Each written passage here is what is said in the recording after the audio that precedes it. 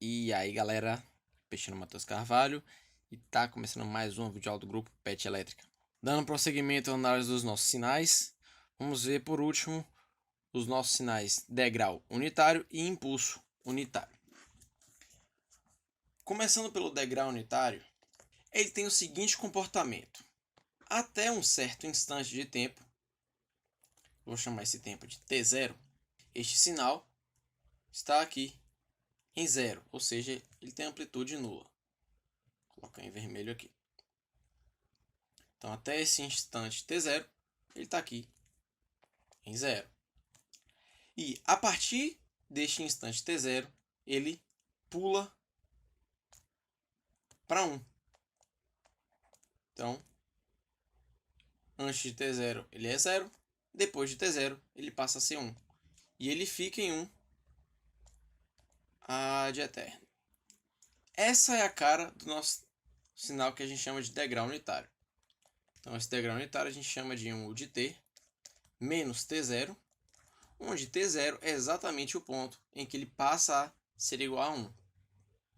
Se por acaso a gente tiver uma amplitude A multiplicando esse degrau unitário, em vez de ele ir de 0 para 1, ele vai de 0 para A, ou para 5, ou para 10, ou seja, qual o valor de A que tiver ali multiplicando.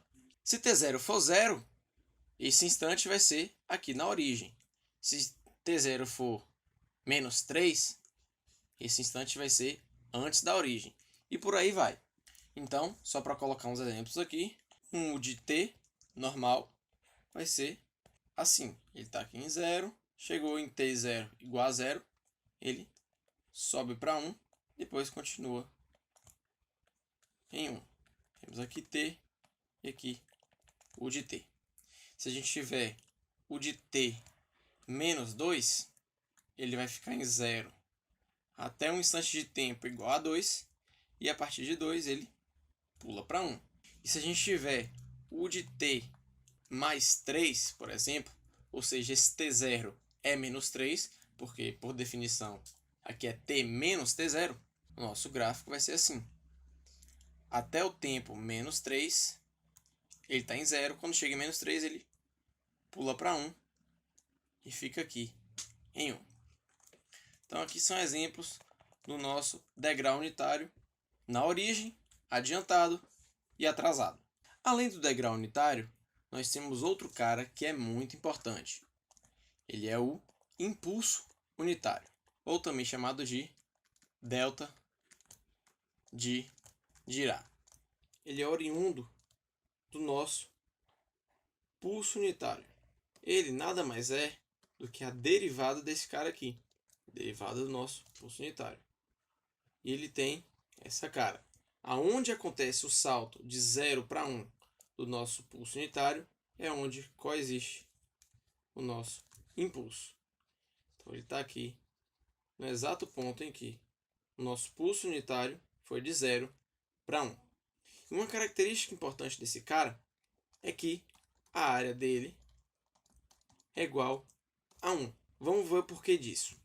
Então, para qualquer impulso unitário que você tiver, pode saber que ele vai ter área igual a 1.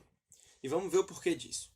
Vamos supor que nosso pulso unitário não vá de 0 para 1 instantaneamente. Ele demore um certo tempo, delta, para subir de 0 para 1. Ou que seja aqui nosso o de t. E agora vamos derivar esse cara aqui. Vamos derivar ele graficamente, em partes. Vamos pegar esse primeiro trecho, este segundo trecho e esse terceiro trecho. Derivado do primeiro trecho, o de t é igual a 0. E a derivada de 0 é igual a 0. Então, até este ponto aqui. Então, vamos ter o seguinte.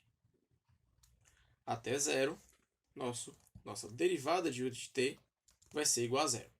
Olhando para esse cara aqui, a gente consegue ver que a inclinação dessa reta é ΔY, ou seja, 1 menos 0, sobre ΔX, delta menos 0. Então, a inclinação dele é 1 sobre delta. Portanto, a equação dessa reta aqui, como ela corta a origem, vai ser u de t neste ponto, claro, compreendido entre zero e delta, vai ser 1 sobre delta vezes t. Derivando essa expressão em relação a t, isso aqui vai dar 1 sobre delta vezes 1. Então, esse trechinho aqui, ele tem amplitude 1 sobre delta e vem aqui até delta com este valor. E o terceiro trecho é o trecho em que o de t é igual a 1. E a derivada de 1 também, por ser uma constante, é igual a 0.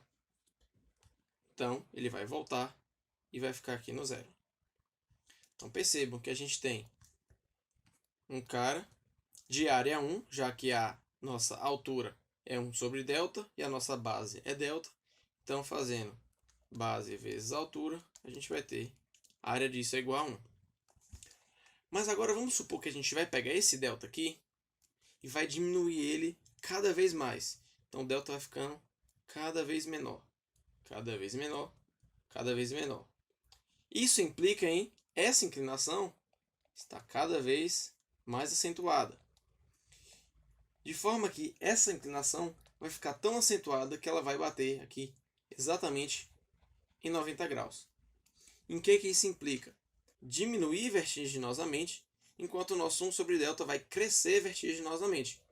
Mas ainda vamos ter base delta e altura 1 sobre delta. Como nós temos nosso dt sendo uma subida abrupta assim, nosso delta de Dirac vai ser também abrupto. Então ele vai existir somente neste ponto. E nos outros, a função vai ser igual a zero. Então aqui a gente tem nosso delta de Dirac propriamente dito. Olhando para esse gráfico aqui, a gente já pode dizer que, assim como no degrau unitário, ele pode ser atrasado ou ele pode ser adiantado.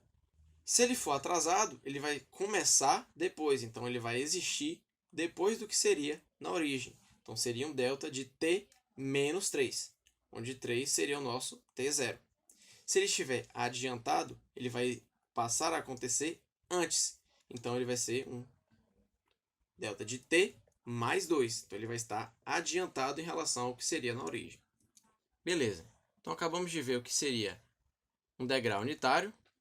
É um cara que até um tempo t0 ele é igual a 0. E após esse tempo t0 ele passa a ser igual a 1. E vimos o que é um impulso unitário, que, similarmente ao degrau unitário, ele é 0 até um instante t0. No instante t0, exatamente no instante t0, ele tem o seu pico. E após t0, ele volta a ser 0. Esse é o nosso degrau unitário. Bem, qual a utilidade desses dois caras? Esse primeiro, você pode pensar ele como sendo um chaveamento. Vamos supor que se a gente tivesse um circuito elétrico, até esse instante t0, essa chave aqui está aberta. Quando chega em t0, a gente fecha essa chave e o circuito passa a estar ligado. Claro que você não vai conseguir fechar essa chave instantaneamente, como sugere a própria função de t. Você vai fazer isso aqui e vai ter um leve atraso, mas ela se assemelha bastante à ideia do que seria uma função degrau unitário. Portanto, se isso aqui não acontece na realidade, infelizmente também o nosso delta de Dirac não acontece na realidade. Não é fisicamente possível mudar de um estado para outro instantaneamente. Tudo acontece gradualmente. Mas nós utilizamos esses dois caras aqui, eles vão fundamentar toda a teoria que a gente vai ver. Claro que não sozinhos, mas eles vão estar presentes para mostrar como seria se a gente pudesse implementar esses caras em coisas da vida real. Como não são possíveis, tudo que a gente faz acontece sobre uma margem de erro, onde essa margem de erro é justamente essa diferença de tempo que existe entre o real e o teórico. Mas, como em toda teoria, a gente começa primeiro falando do teórico, das condições ideais, elas vão servir para nos mostrar o comportamento destes caras e do andamento da teoria a partir deles, e a partir desse entendimento a gente consegue implementar na vida real o que a gente fez com a teoria. Então tenha em mente que esse U de t e esse impulso unitário vão aparecer bastante, tal qual vai aparecer um seno, tal qual vai aparecer um exponencial que a gente viu anteriormente. Então, Tenha em mente essas funções, que elas vão ser importantíssimas daqui para frente para o nosso estudo de sinais sistemas 1. Na próxima videoaula, vamos ver algumas propriedadezinhas sobre sinais, como energia, potência e outras coisas, para que então a gente possa começar a ver a nossa famigerada série de Fourier.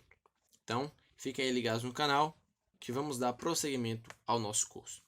Vejo vocês numa próxima videoaula, espero que vocês tenham gostado. Um abraço e até mais!